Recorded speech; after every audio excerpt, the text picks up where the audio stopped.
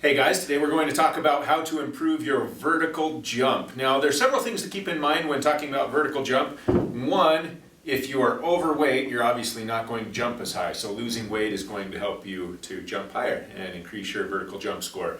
Next, we need to determine what it is that's keeping you down, whether you need more strength or whether you need more speed. So power, vertical jump is a great test of power. Power is the combination of force times speed. So the amount of weight that you can lift times the speed that you can do it, that's what gives you power. So for a good vertical jump, you need to be strong, have nice strong legs and hips, but also you need to be able to make those muscles contract quickly, and the faster that they contract, the higher you'll get in the air. So the easiest way to determine that is to test your vertical jump. Just standing, no approach.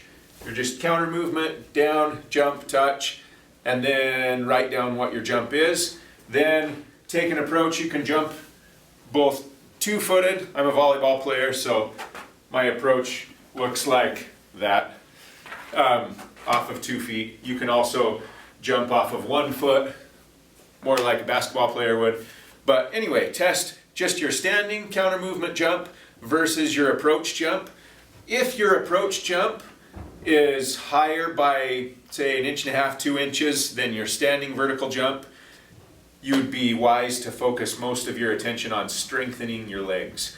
If they're about the same, your legs are probably strong enough for where you're at, and increasing the contraction speed through plyometric exercises, different jumping drills, is going to help you to increase your vertical jump. Obviously you want both. You want to train both force, both the speed, and the combination will help you boost your vertical the best, but by determining where you're lacking, you'll know what to focus on more. So obviously do both, lifting, jumping drills, and the combination, but you can focus in one area or the other depending where you're lacking, and that is a great way to improve. So different exercises that we can do. My all-time favorites for increasing vertical jump are deadlifts and barbell squats. That being said, if you're not familiar with lifting, if you haven't done it a lot, if you're unsure of your technique, barbell squats and deadlifts are both exercises where you can hurt yourself. So either do them with someone who can kind of critique your technique and make suggestions and kind of teach you how to do it, whether it's a trainer or a close friend who actually knows their stuff.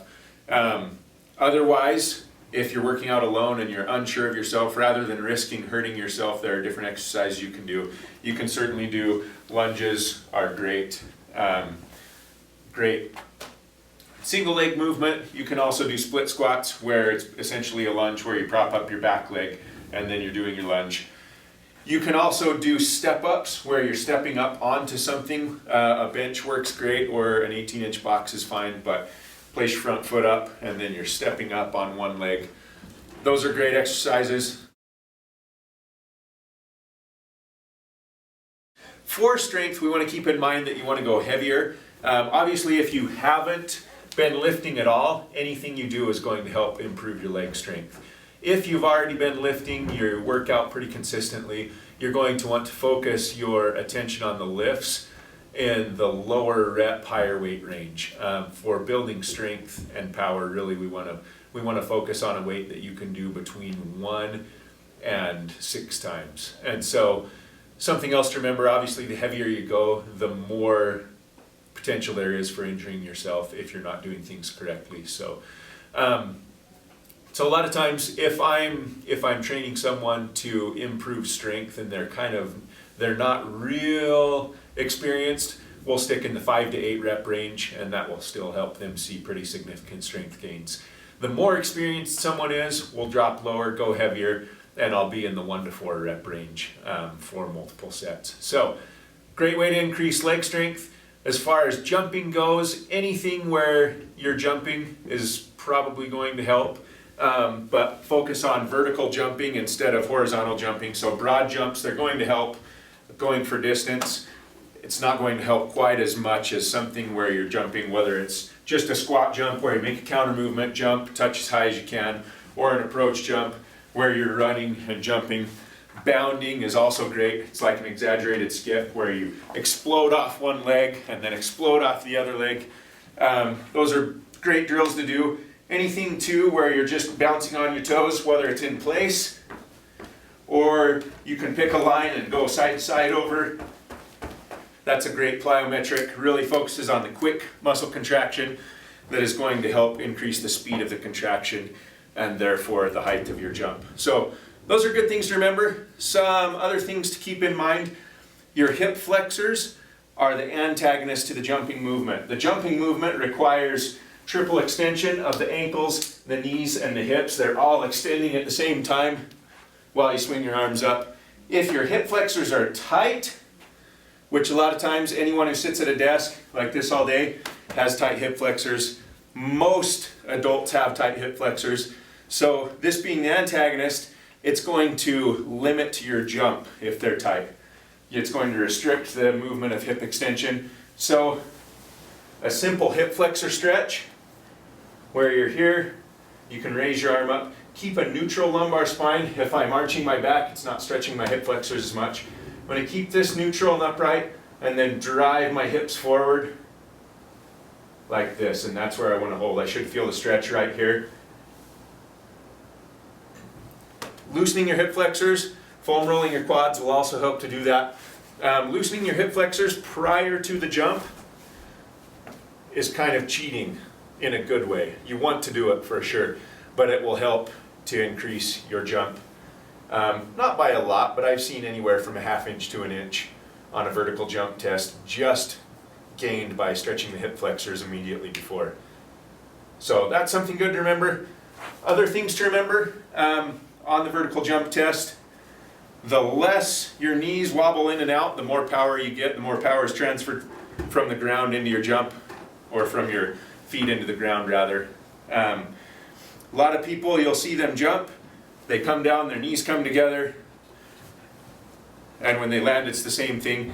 You're losing power and energy out your knees via lateral movement. If you can keep your knees right above your feet, that's going to help you get even just a little bit higher than if you're caving in at the knees while you jump.